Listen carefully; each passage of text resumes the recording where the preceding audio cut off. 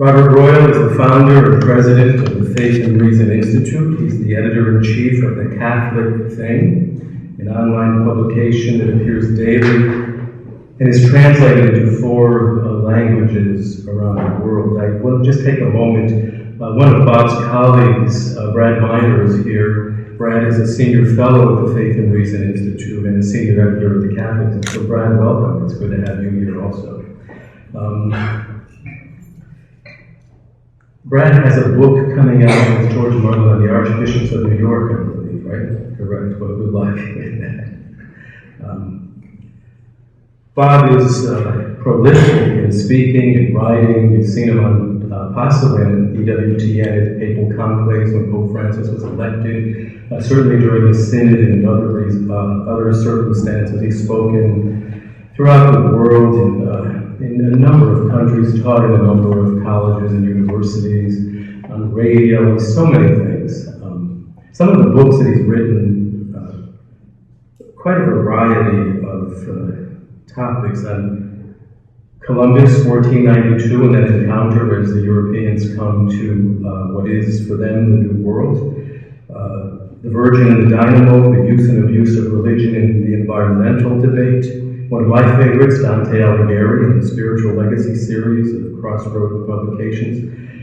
Maybe the best known one, The Catholic Martyrs of the 20th Century, that actually drew Bob in from one of our parishioners when she was working at St. Aloysius, Carol Bernard, began to gather information about the martyrs of the 20th century, and it became such a large undertaking, and a book came out of it, and Bob was the author of that.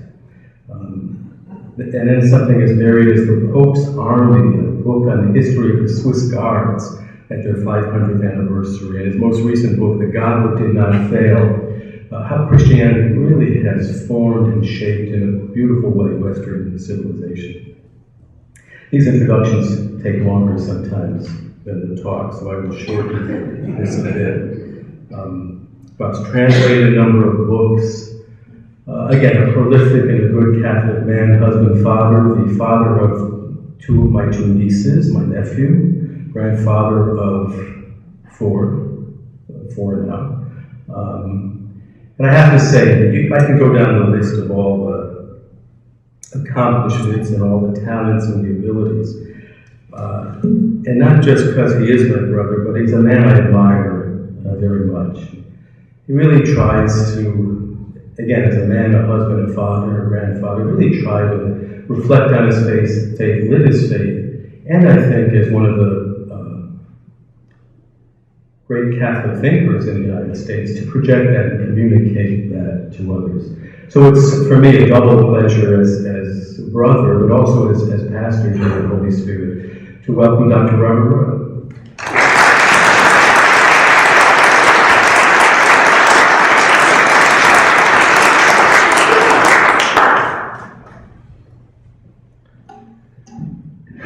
Well, thank you very much for that. I don't usually get into the pulpit. We have a division of labor in the family. I don't ask him to write books or go on TV, and I don't have to come into the pulpit. But we had to do this. We were working earlier today on various mics, and this is the only one that seemed to project my voice okay. So I'm not assuming any authority here. Anything I say is simply on my own steam.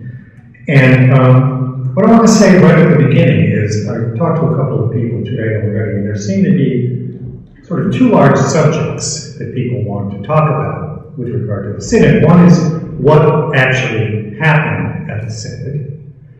And so we gave the title to this talk. We both were thinking the exact same thing. What really happened? Now, I've got to say, I've got to enter a caveat at the beginning. I don't know anymore what really, I don't even think the Pope knows exactly what happened at this Synod. But we're going to try to get as close as we can from what I observed in Rome, and from what I learned through people who were directly involved in the Synod, as well as people like journalists who are stationed year-round in Rome, and are the most, in my judgment, are the most reliable people to listen to. So I'm going to try to give you a bit of that to start. Not too much. I know you're going to probably have questions that may not be the ones that I want to answer when I set out to try to describe what happened in the Synod. But the second thing, of course, is the most important thing. The second thing is, how do we live? What comes out of this? Because our goal as Catholics is not simply to know what happened at some historical event. It's obviously to know what the Church teaches because it wishes to follow Jesus Christ and to be faithful in all things, in every particular, in its life and we in our lives. Okay, so there's a kind of a double thing. They obviously they meld together. Now, one large point I want to make before I start, and I'm going to contradict at points what I'm about to say, but I don't know any other way to proceed. The important thing to understand about the Church is it's not a state. What I mean by that is, when I live in Washington, and when some question comes up, like immigration reform, right? There are different sides, there are different parties, people are jockeying for power, position, or influence, or whatever it might be. Certainly, anybody can study the Catholic Church, which has 1.2 billion, at least 1.2 billion members on every continent in the world, in a kind of institutional fashion. There are more progressive currents, there are more conservative currents.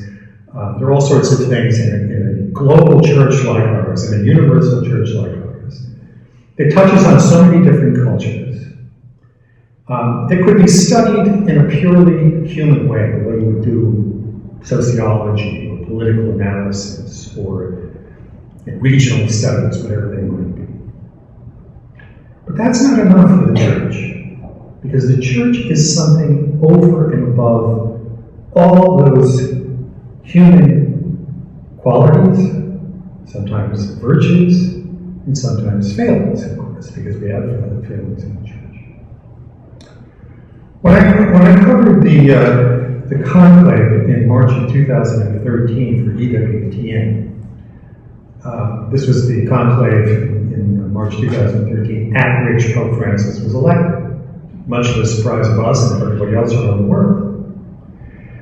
The Saturday after he was elected on Thursday, he had a welcoming for all the journalists who had covered the conclave.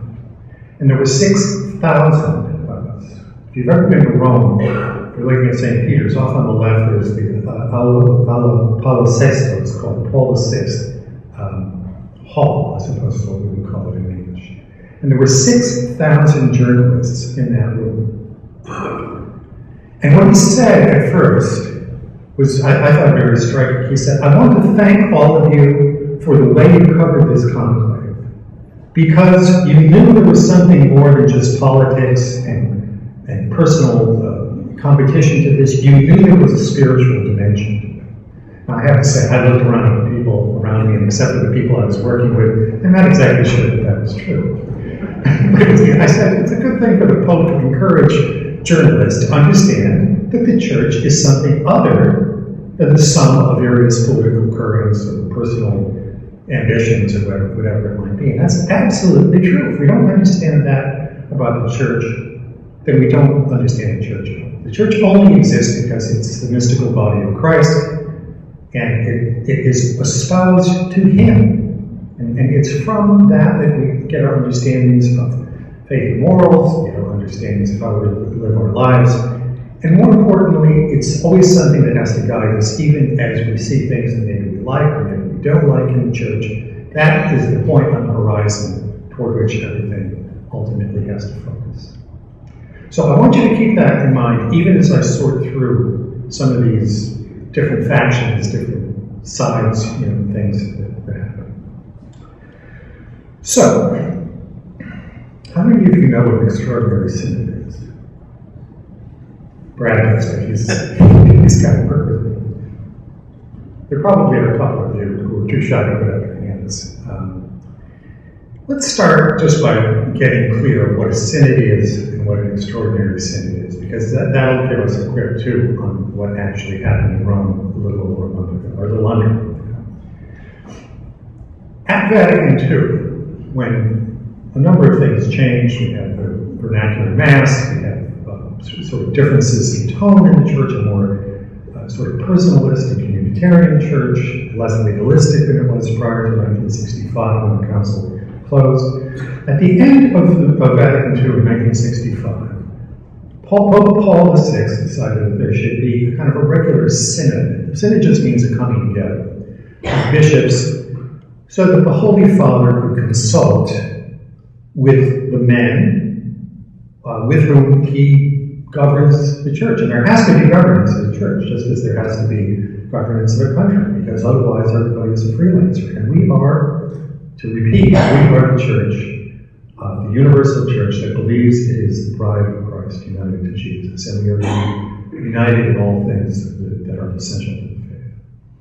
So Paul VI, a rather beleaguered figure in a variety of ways, decided, and let's face it, it was the fact that jet travel became very common. It's very easy now for bishops to go over. I myself occasionally go over to Rome for 1 or 2 days to get a lecture, to do something, come back a couple of days later. It's possible to do that, and people can come from as far away as Australia or China and be in Rome within a day and be able to advise the Holy Father on various things that he may need advising on. This Pope has actually set up an advisory council of cardinals, 9 cardinals, initially 8, now they're 9, with whom he meets rather regularly because he's trying to do Vatican reform. So these synods are a special, regular recurrence, and those are called ordinary synods. Now, again, I want to distinguish between what happens in a secular context and what happens in the Catholic context. The synods are advisory. They're not like a Congress that passes laws and then those laws are put into effect throughout the church. They can only be advisory because the faith and morals of the church come down from Christ himself to us. And over 2,000 years, we've elaborated a good bit of what we see in the Bible and what we know through sacred tradition. So it's not as if you read the secular media or watch TV, you're always going to hear the hot button issues, you're going to hear the most contested things, the things, in other words, that the secular world would like to see the church do. There's a lot of wishful thinking that goes on in the secular media, who, by the way, don't really understand all that much about the church either. We can make it into that before we're done today. But the synods are advisory.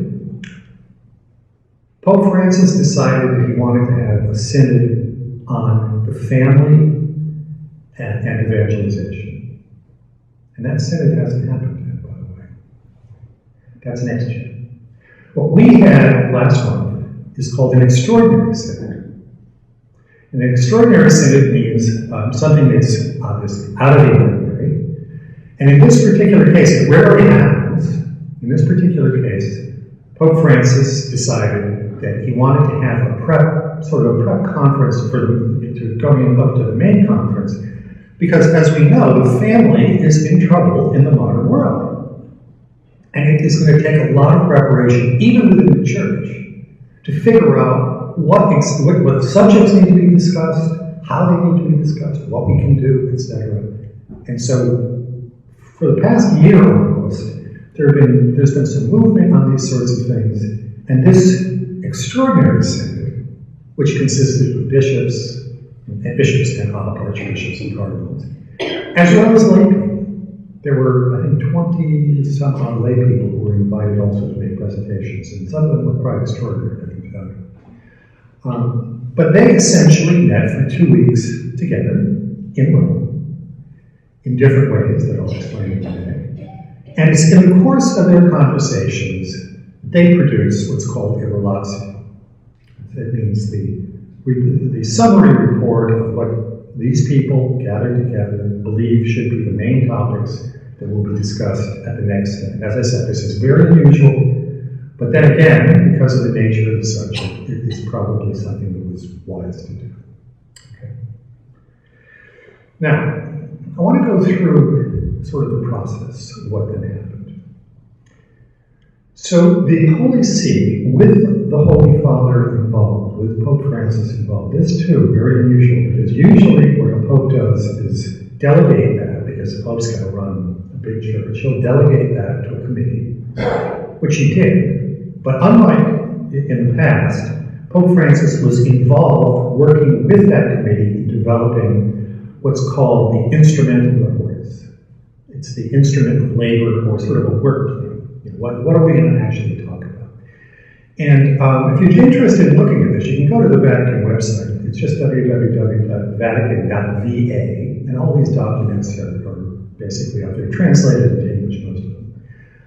It's a very good, given that the committee wrote this document, it's a very good survey of all the kinds of things that exist and that are troubling about the family and the attempt to keep the faith in the modern world. And not only the modern world here in the United States, where, you know, the obvious hot button issues are things like divorce and remarriage with communion, annulments, same-sex attraction. Those are the things that, of course, the press paid the most attention to. But in other parts of the world, in Africa, you know, there is still polygamy in Africa. There are other problems of, you know, relations of men and women in different cultures. So there is a kind of a global look at all the different problems that exist. The transmission of the faith inside the family and the culture is so toxic. The kinds of pressures that get put on families because of economics is something quite important, because families can be fragile anyway, given the way human beings are. And the fact that there can be so much pressure from the outside, these things can exacerbate problems, human problems that would normally exist anyway. So, the Instrumentum Laboris gets written, and the mere fact that things like I just mentioned, those hot button issues, appear in the text began to become part of the media framing of what was going on here. Now, if you ask me, what most of the text said is just what you would expect from a bunch of bishops meeting together with other advisors to talk about marriage and family in the 21st century. And that is, how do we help couples stay together, maybe encourage extended families, how do we deal with children, questions like contraception, which are still, you know, hotly contested inside of the church. And against the media framing of this, as mostly about Francis wanting to liberalize on those hot button issues, I'm going to quote one passage too. You've got to indulge me a little bit. I'm getting to the age where I need reading glasses, and sometimes they help and sometimes they don't. So if I stumble through this, it's not that I can't read, it's because I can't see it. My brother doesn't have this problem. He's so young, he's not going to relate. As many of you probably know, Paul VI in 1968 published the encyclical, which is often called the birth control encyclical. It's Humanae Vitae, of human life. And he was roundly criticized for this, because many people assumed that the church was going to change its teaching on contraception, artificial contraception. It did not. And the Instrumentum Laboris, now remember, this is the official document before the Synod even starts. The Instrumentum Laboris quotes from Humanae Vitae at the end of its own document. And on top of that, Francis beatified Pope Paul VI on October 19th, which was the Mass that closed the Extraordinary Synod last month.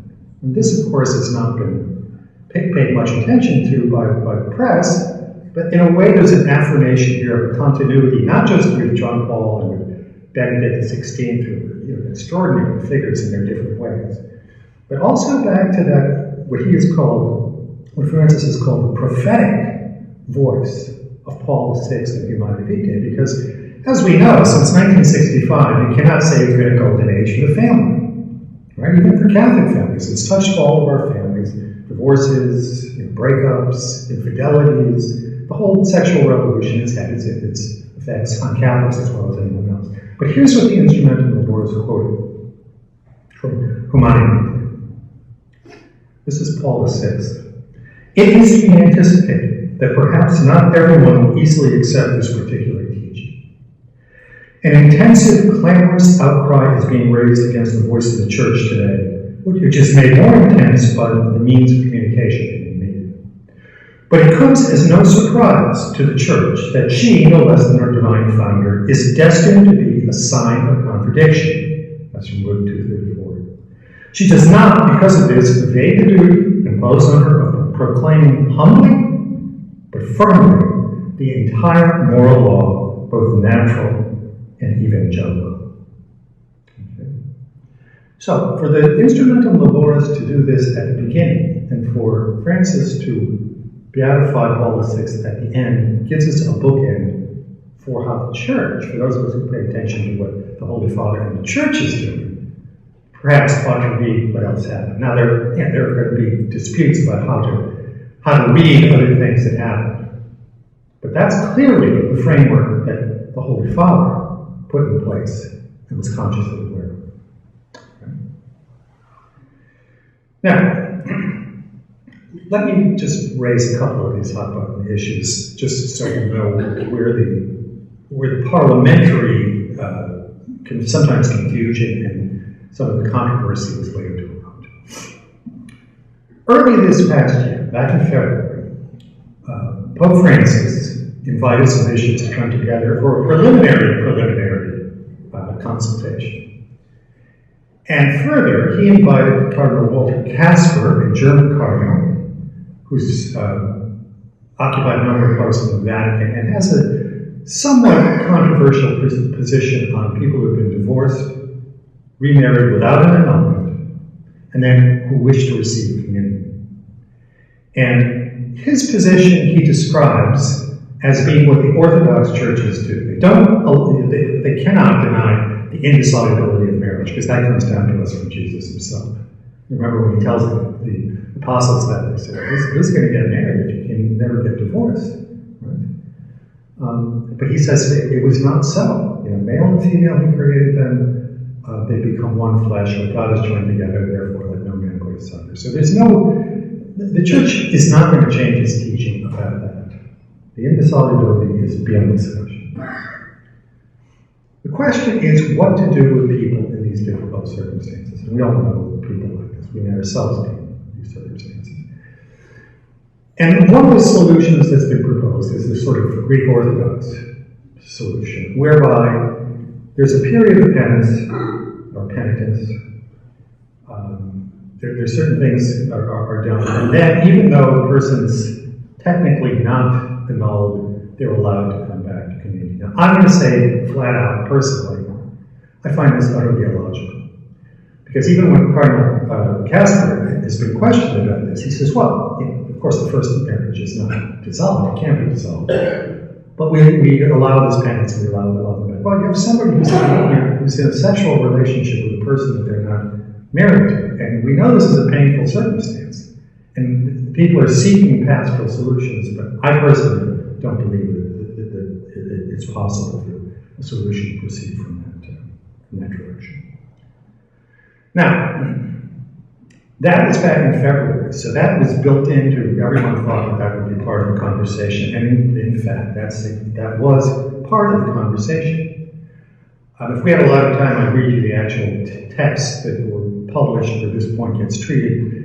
Let me just say by way of summary that where the Synod came out is to say this is a complicated theological question. We're not going to deal with it. The Holy Father has actually appointed a commission to study it, and that's going to continue up until October 2015, and presumably the theologians will try to figure out the technicalities of it. But I've told you now the two positions. The one that there would be a kind of a pastoral solution, my own view and the view of a lot of other cardinals. Those particular passages, by the way, in the final document were not approved by the 2/3 majority that they needed. So they are not technically part of the conversation, but they will be part of the conversation. So that's one of the issues that is there. I want to turn now to some of the confusion. Because it seems to me that the Vatican committed a number of what I would call unforced errors, to use a baseball metaphor. And I think it's out of the goodness of the Pope's heart that what he wanted to do was to allow the people who had been invited to participate in the Synod to speak as freely as possible and off the record. Because what usually has happened in the past at a synod or an extraordinary synod is at the end of the day, or at the end of the workday, there would be a very brief summary of who had spoken and what he or she had said. So each day, if you're following it either here, you could read these things on the Vatican website, or you're a journalist, as I was pretending to be last month in Rome, you would get a summary of who said what, and you kind of get a sense of where the flow of conversation is going and that sort of thing. And because of the controversy over the Cardinal Casper position from back in February, which raised all sorts of, a lot of people were very worried about that, I think the Holy Father wanted to have these things off the record, so it was announced they would not be published, there would not be a daily summary. And he invited very early on that all the participants would speak freely to him, candidly to him, because he said, I want to hear what you have to say. Don't tell me what you think I want to hear. Tell me what you really do believe. And of course, just in the way of human things, once you have to make that statement, it's clear that people are nervous about actually saying what they think. And so we don't really know, since we have no record of what conversations do. There are records that have been published. It's hard to know exactly what did happen in those conversations. So the conversation started. I only got there the second week. I arrived the weekend in the middle because I couldn't take that much time off. And I want to just give you a quick summary of what happened in the first week. Now, in the first week, they're developing themes that they're going to discuss in the second week, and a number of things that they put on the table. And some issues start to crop up and stories start to leak out. One of the first things that leaked out was that the participants were a little bit divided, let's say, about how to talk about these difficult issues. And I think one of the things that started to come to the fore is people wanted to avoid needlessly offensive language, as we all should. You don't criticize somebody who's divorced and remarried and sort of hit them over the head. And just even humanly speaking, it's not a good thing to do, let alone in Christian terms. But I think there's also a dead end, and I'm speaking for myself, there's a dead end in going solely in that direction, because how can we not speak faithfully out of the gospel, right, out of the tradition of the church, and not convey that we find, say, someone who's divorced and remarried in potentially, depending on the circumstances, a sinful situation. One of the cardinals said, it's very counterproductive to talk about people living in sin. Perhaps. But there is sin, and we have to talk about it. Some of the other language that they wanted to avoid were terms like adultery. Well, I don't know how you can teach the Ten Commandments if you can't talk about adultery. It's there in number 6 the last time I looked. So, I think that one of the conflicts that the bishop started to experience was a real desire to reach out, a generous, charitable desire to reach out to people. But how can you reach out if you don't reach out with the truth you have received from God? And questions of language are very important here. We can't simply pretend that everything is okay. Everything is not okay. The world is like a battlefield, as Pope Francis has said. And the church is sort of a field hospital trying to repair people who've been wounded in these battles. Cardinal George Pell from Australia, he's an old Australian football player. He looks tough, but he's a very gentle, sort of tough guy.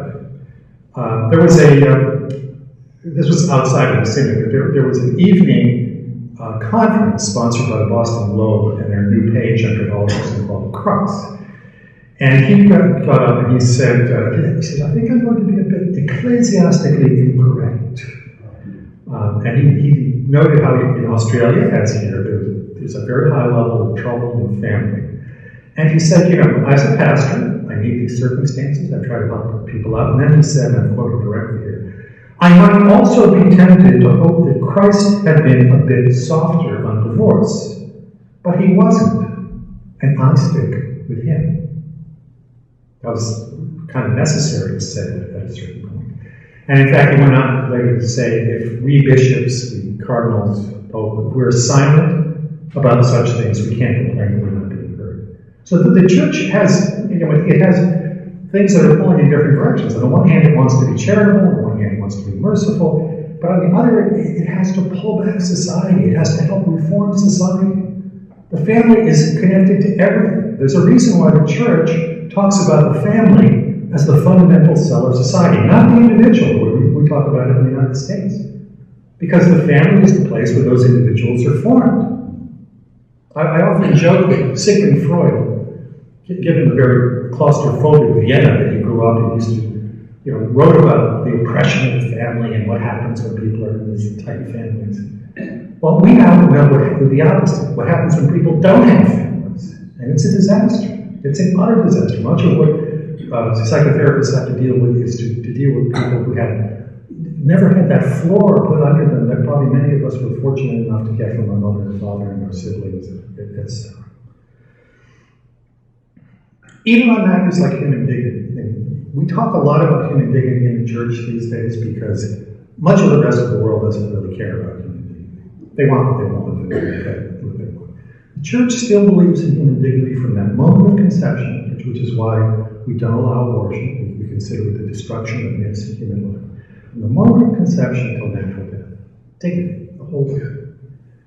But dignity is a term, too, that we need to be careful about. Because dignity doesn't mean I simply accept you or anything you happen to do. I mean, there's no way that any society on earth could possibly survive if that's what human dignity meant. Human dignity is, John Paul II, there's a fabulous passage, I can never find this anymore, but I remember reading in John Paul II. He said once when someone was talking about confession, how humiliating it might be, he said, oh no.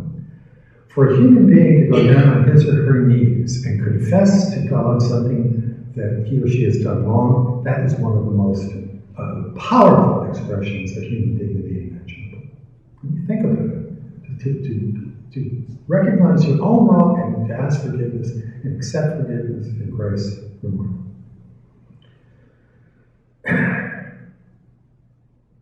Now, the other large issue, of course, that came up was relations with homosexual persons and homosexual couples. And I actually thought that was going to be the key issue that was going to arise because there are a lot of activists in the world who love to take advantage of situations like this. And in fact, Nicole Winfield, who's rather pretty good at the Associated Press, went out of her way, interviewed a number of people. And one person she interviewed, a gay activist, said that this change in tone that I've been talking about, change in language, was important to him because he said, and I'm quoting, I think the change in language starts a chain reaction. A change in language will bring about a change in pastoral practice, which will bring about a change in teaching. And I think that that's what the secular hope or the secular understanding really is. That seems to be, to me, what an awful lot of people would like to believe would be the result of this reaching out. That's not what either the Synod or the final results of the Synod ultimately came out to be. There was much more talk about outreach, about how to talk to people who experience same-sex attractions, but no change in teaching. These are simply what we could call sort of pastoral adjustments. Now, the biggest controversy that arose, I don't want to go too long here, the biggest controversy that arose actually happened on Monday that I was first in the press office. And this is when a document called the Relatio Post Dissertatione, you don't have to remember that, and that won't be on the exam, was released on Monday, the 13th of October. And this was a document that had two large chunks of text, one about gays, one about divorced and remarried people, and I'm going to read just one of the paragraphs about gays. This was at number 50. Homosexuals have gifts and qualities to offer the Christian community. Are we capable of welcoming these people, guaranteeing to them a fraternal space in our communities? Often they wish to encounter a church that offers them a welcoming home. Are our communities capable of providing that, accepting and valuing their sexual orientation without compromising Catholic doctrine on the family and matrimony? Now, that's simply a thicket of confusion that you don't know what to say about. How do you accept and value without compromising teaching on marriage and family? And then on top of it all, it was revealed that the bishops never saw this document before it appeared. So this passage and several other paragraphs, and then a couple of other problematic paragraphs, only about 5 out of 58, were written by one archbishop, Bruno Forte, who I know personally. He's the archbishop of a small diocese called Chieti Vasto in Italy, and who has certain sympathies for these positions. But he drafted this. It was published by the Vatican on Monday, and when I walked into the press room, everybody was in utter chaos over this. They couldn't believe that the church had released a document like this. And Cardinal Peter Erdős of Budapest, Hungary, who presided over the whole synod,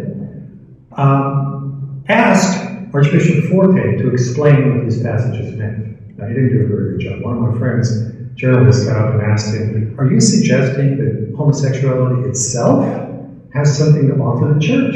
Because it's very confusing." And Archbishop Forte didn't want to answer the question. He said, "Well, that's an ontological question, and that's hard to answer." I think this is, I've never heard of a politician in Washington use the term ontological to avoid answering the question, but it's essentially what the Archbishop did.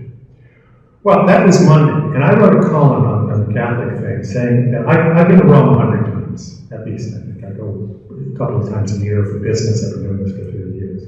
I have never seen anything like this in my life in Rome, having to do with the church. Italy has, the Italian state has its own wild things. The church is a little compromised.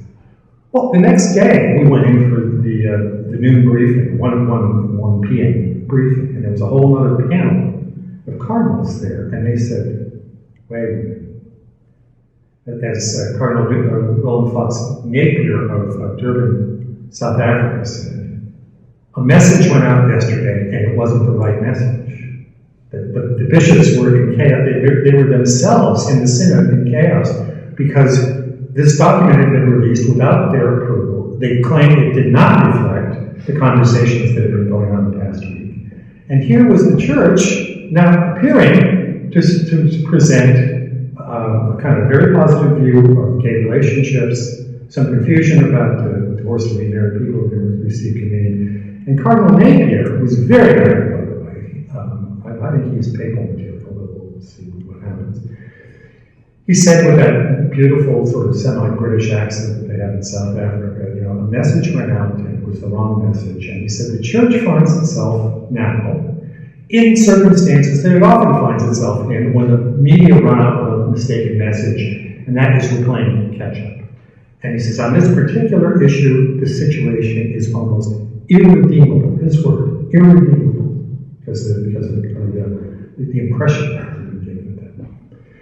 Well, before he even had a chance to say this, Father Lombardi, who is the spokesperson for the Vatican, came out and said, the Synod Fathers have asked me to make a clarification, and so I'm going to turn now to Cardinal Napier to help making this clarification. It's as close to a 180-degree turn in 24 hours as I've ever seen happen in the church.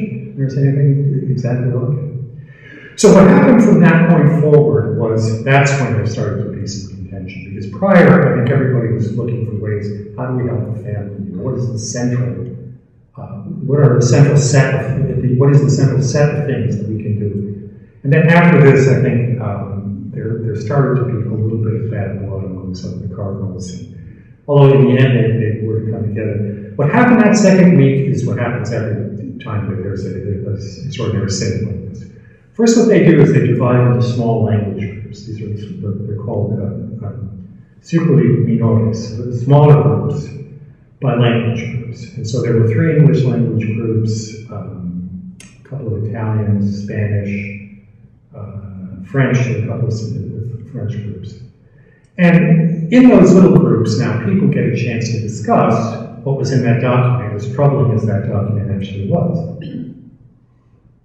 And what they came back with uniformly was they wanted changes. And they wanted a lot of them. The estimates vary, but there were at least 470 what are called modifications, in Italian, that were requested by these small language groups. And what they were, clearly, there were a few that were just minor linguistic things. The French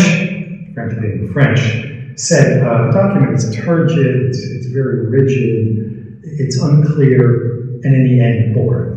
Which is, of course, the biggest put down the French issue about anything, is boring. So it was gone through very, very carefully. But imagine that in a document of only about 55 short paragraphs, there were 700 modi requested. And you can imagine most of them were about these problematical passages.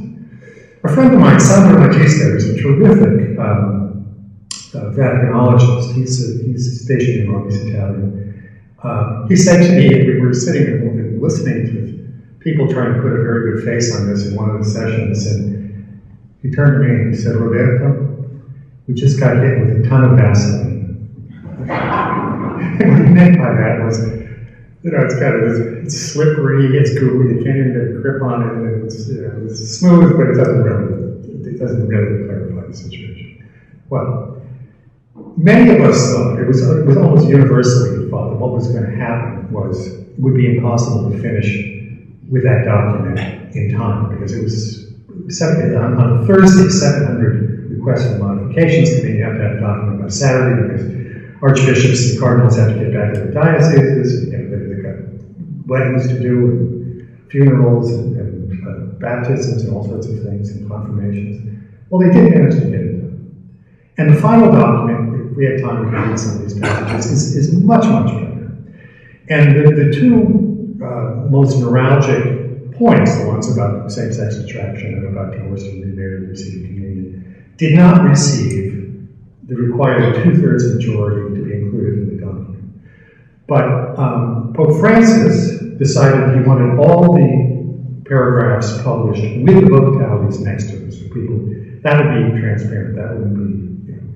Now, there wasn't controversy because the Synod directors, the committee, were not going to publish those reports of the small circles, but the Synod fathers insisted, they didn't even have a vote, they had an acclamation that this come out. And so, in the end, the document that we have is Catholic, and it puts in front of the bishops who will be meeting next October a reasonably good point of departure. It tries to be pastoral, it tries to be sensitive, it tries to face the things that we all know exist about marriage and family in our societies as well as other societies around the world, but also while remaining faithful to what the Church teaches. However, this is a little coda. There's a priest of the Archdiocese of New York who teaches at Boston College. His name is Robert Gambelli. And he discovered a few weeks ago, he was working with the Italian text is the official text of the Synod text. And the English translation took 2 weeks for the English translation to come out. And he was looking at one of the early paragraphs, and it starts like this. Facing the situation with an eye on the Lord Jesus, this is one of the things that the Synod hopes to do. Facing the situation with an eye on the Lord Jesus, to discern how the Church and society can renew their commitment to the family. I would say that that's the essence of what the Synod tried to do. However, these words were left off in the English translation. Can renew their commitment to the family, founded on the marriage between man and woman. Now that's an important clause to leave off of a point like that, because we know the point of contention about same-sex attraction is about men and women, whether the Genesis vision of male and female he created them is the true one, or whether we can just make out whatever we want.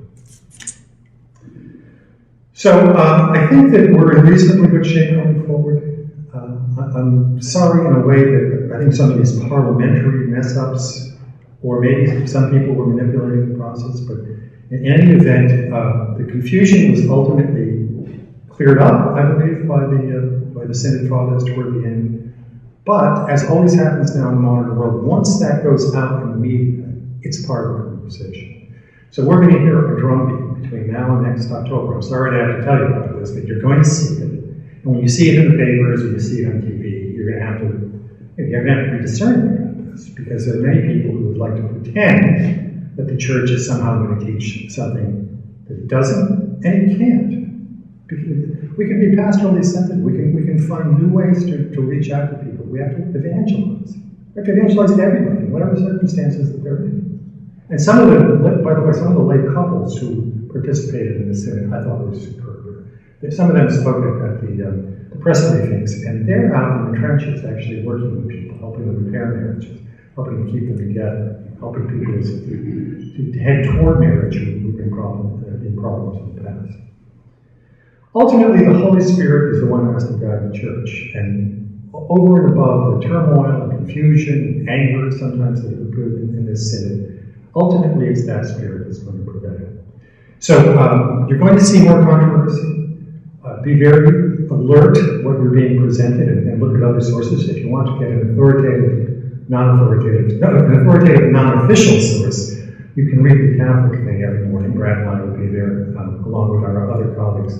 It's a daily column. You can read it in 2 or 3 minutes. I never let my writers write over 1,000 words, and we keep running commentaries, not just on the Synod, but on other things going on in the church and the world. And there are other very good, reliable sources that you can turn to. But in the end, we can be confident because, in spite of all these upsets, the church has been able to survive the rise and fall of whole civilizations. When America is gone and when Western Europe is gone, the church will still exist. We have that guarantee from the very highest of authorities, our Lord Himself. So be of good cheer. It's the nature of being a church in the modern world that we're going to be exposed to all sorts of conflicting winds and criticisms. By the way, it's one of the badges of honor that people actually pay attention, right, to what the church says. It matters to them. Sometimes we kind of wish that they wouldn't so much. And they have a lot of advice for us what we ought to be and what we ought to be doing as well, don't they? And I think that's one of the further testimonies to the fact that the Holy Spirit is still powerful in the church and still speaks to people today, and people listen even when they're doing great. So thank you for listening, and I'll be very happy to take your questions.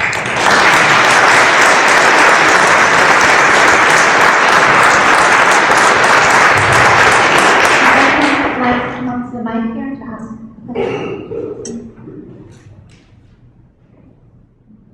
Okay, if you're shy and you just want to stand up and ask, go ahead.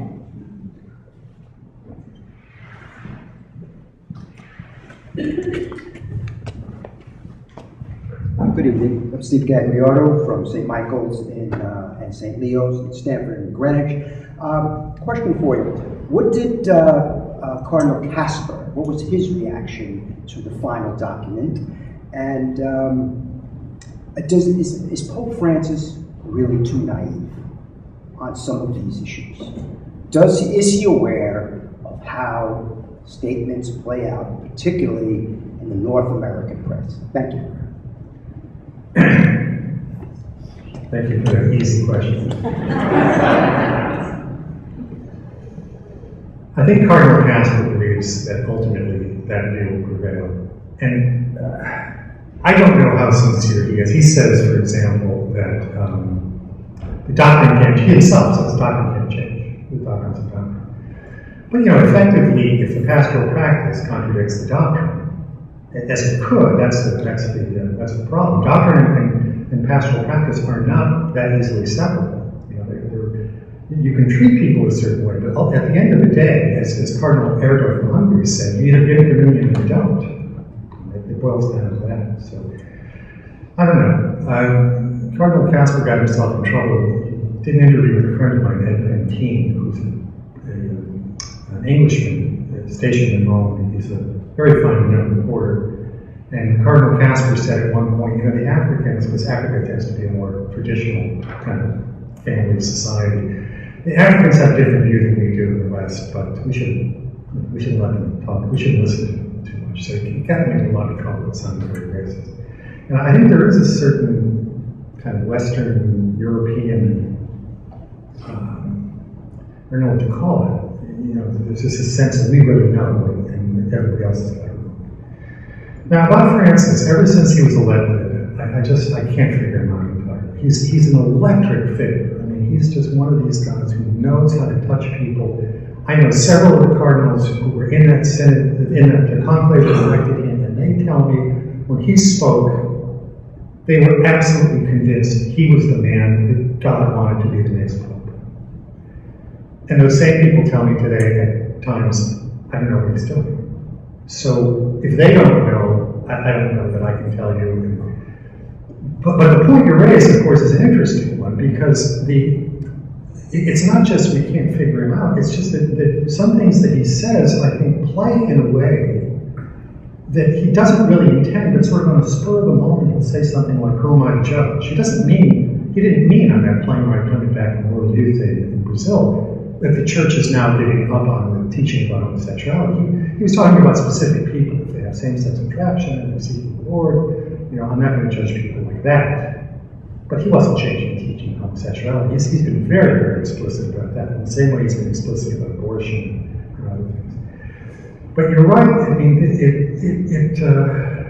it makes it look as if he's saying certain things, and it may just be partly the result that he's from Argentina. He comes from a different culture than the first world culture that we're used to. And some of the things he might say in Spanish there might play a little bit differently than they do here. But this is the papacy we have. He's an extraordinary man. He's brought this lively spirit into the papacy. But the other side of it is, especially when he speaks off the cuff, he's enthusiastic and he can say things that are unclear or misleading. I think that's the most I can say about what you're asking. Hi, I'm Anna Napolitano. I wanted to just ask a quick question. Something significant that you said was they dropped off the term with a man and a woman, and that causes concern because are we getting the proper translation from the Italian? Because if I only know English, then how am I supposed to know the true teachings of the church? And who was the gentleman who editorialized that as well? Thank you. Yeah. Well, Did you hear that question? Would you like it repeated? The question was, if the translation from the Italian had that phrase dropped off about a man and a woman, which of course is a very significant phrase, how can we trust having an English translation whether or not we've got the right document in our hands? Well, the positive side of the media revolution is that there are no secrets anymore. We will know eventually what happened in the Synod meetings. I can tell you this from experience, because when we were covering the conclave and when everything was supposed to be closed, in what I think are called the general congregations, before they actually had the conclave, those are supposed to be off the record. Not only were texts leaked, there was a cardinal from Brazil who was just speaking extemporaneously without any notes, and his discourse was published the next day in an Italian newspaper, word for word. So there are sources, and there seem to be covert ops going on in the Vatican, and we'll know eventually about these things. About the translation errors, my worry is that they all tend to head in one direction, which I think is a confusing and not particularly faithful direction. But the good side of this is that, like Father Imbelli from Boston College, who noticed this, comparing these two things, people crawl all over these texts now. There's going to be no way that, mistranslations. One of the key terms in the passage about homosexuality was, can we accept and value same-sex relationships? Well, the Italian is valutare, which actually means evaluate. There's a slightly different, you can value things positively and negatively, but evaluate is a little closer to the original, and maybe that makes, some people are trying to excuse that passage on the basis of that one equivocation in that term. I don't think it can be done. I think that was deliberately put in there, kind of set bomb. It's typical of Italy that they do this sort of thing. But I don't think we have to worry about translations. We may get some confusion or some mistakes initially, but in the long run, we're going to have good translations. There's another question? Yeah. Is it possible that perhaps we're talking about not defining exactly the relationship between people who are gay as opposed to people who are straight, but maybe the Pope is saying that perhaps being an all-inclusive religion, that everyone has something to donate to that perspective, and we're not actually affirming or denying their orientation, but what we're saying is that everyone has value. Absolutely. I think what you're saying is absolutely true. But here's the problem. Here's the problem what you just said. That particular passage was ambiguous.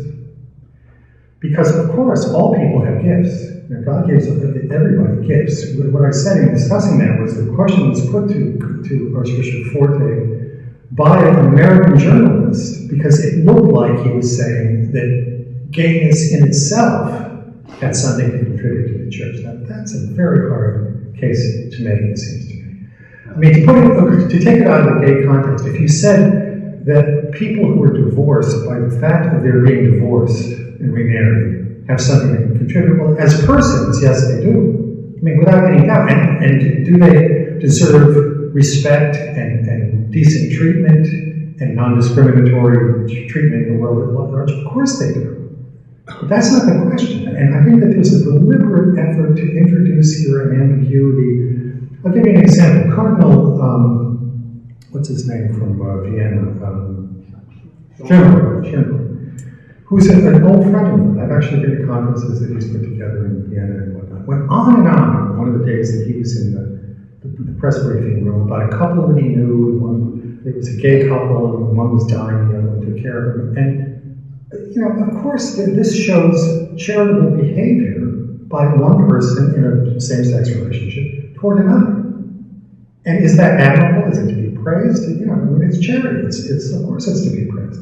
That's not the question. The question is, does the gay relationship itself enter into this?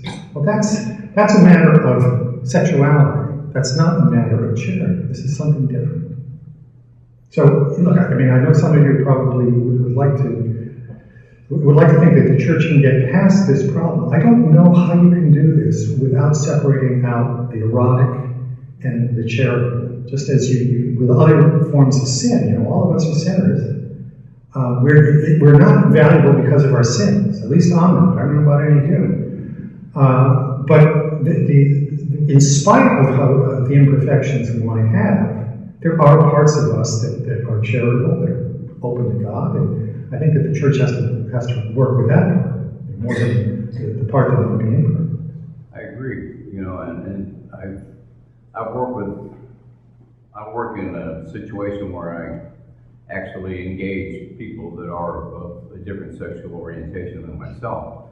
And, I say to them, I say, well, as a single individual, I have responsibilities to uphold the teachings of the church. And whether you're straight or gay, then you should still uphold the tenets of the church, which is to attain to purity, to not engage in activity unless you're in a marriage situation. Unfortunately, for the gay people, they will never be able to be in a marriage situation, unlike myself. So I guess that also creates a difficulty. Are there any other questions? Yeah. Carmine Malone, I'm a member of the parish here. Would you explain again how the Orthodox handle the question of divorcees going back into the church and receiving the sacraments? And the second part, are you saying you don't accept that? I lost that. Look, I have no authority, so I can only tell you what the best canon lawyers I'm familiar with have said to me about this. I ought to defer to theological authority here, but I'll just try to lay it out and then maybe we can get correction later if I get it wrong. As a matter of pastoral practice, as I understand it, the Orthodox Church will allow a second so-called relationship, even though the first marriage has not been dissolved or annulled. Okay, so that let's say you leave your wife. Your wife's not here, I don't want to encourage you. You leave your wife. I'm not leaving. All right, she leaves you. And so the person gets remarried without getting an annulment. And in the Orthodox churches, as I understand it, they have a penitential period. They don't say that the previous marriage was invalid or has been dissolved, but they allow, because of what they call, economia, economy, just because they're in a bad situation, they're trying to resolve a circumstance. Do they actually bless the second? I guess they bless the second. It's not a wedding, but they bless it somehow, and a person can receive communion. Now, even Cardinal Casper says that there's a very small number of people who actually would want to do this. And as I said, I'm giving you that, I believe with a number of canon lawyers who I think are very sound on this, it's not logical.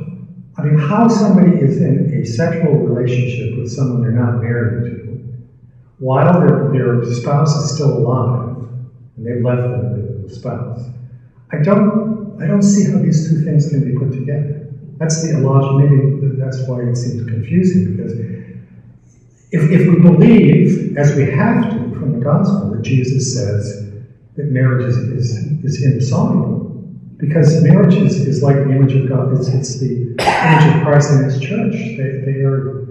They're one flesh. If your husband dies, your wife dies, you're free to marry or not marry as you choose. But if you haven't been annulled, I don't know how you can put these two things together. Is that pretty much accurate?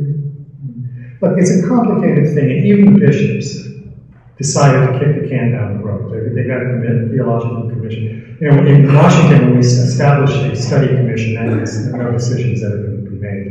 They study things forever, and no decision is made about some political thing. In this, they're going to have to come to some conclusion, and we'll see what the decision is even after the full synod, the ordinary synod in October. It's the Pope who has to decide. The Pope is the only one who has the authority in matters of faith and morals to decide these things.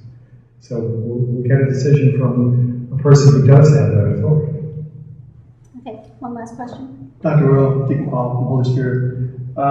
Kind of almost leveraging off what you just said, that the Pope will make the final decision. During the Synod, there was a lot of media discussion about Cardinal Burke, and you and others in the church are probably very good followers of him, especially on EWTN. He's a faithful defender of the faith. And shortly after the Synod, Pope Francis changed his position in the part of the overall curia at this point in time. In the corporate world, we interpret that as a demotion for being made pastor of Sherman Parish out here in our diocese. How would you, being playing Karnak as Johnny Carson, interpret Pope Francis' move there?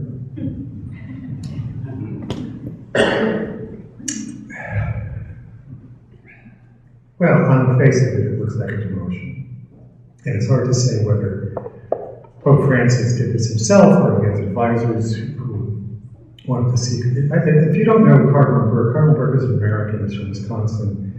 He's actually a very gentle man, but he's a very conservative man. And he was very worried about when Cardinal Casper first gave that keynote address to the bishops back in February. He, Cardinal Pell, Cardinal Mueller, who was the head of the Congregation for the Doctrine of Faith, and a couple of others, wrote a book together explaining this canon law point that I was just talking about, that it doesn't make sense in the Roman system to do what the Orthodox did. By the way, some of the participants in the Synod who claim from countries that are predominantly Orthodox put in some very clever remarks into the record. They said, for example, in our societies, this arrangement does not lessen the incidence of divorce.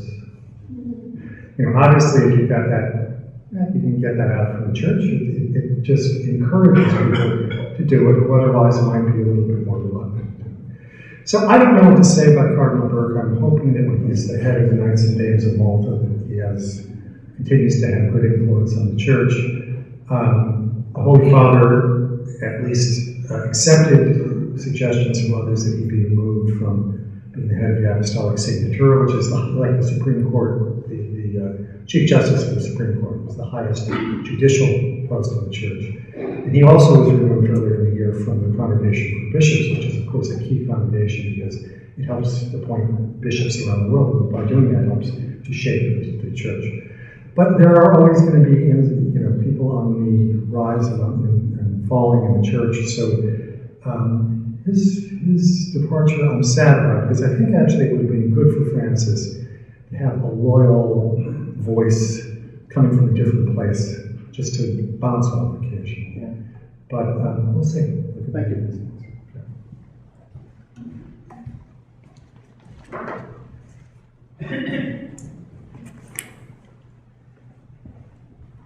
Hearing the questions and discussions, I can't help but think of one of your favorites, the French poet Charles Péguy. One of his poems he wrote that Jesus did not come to tell us fairy tales. And just from the questions, the Lord came to help us through life and living some very challenging situations and challenging times following Him. You probably could quote the whole darn poem if I had to back up here, but we have to get downstairs for refreshments. I want to thank Bob again so much.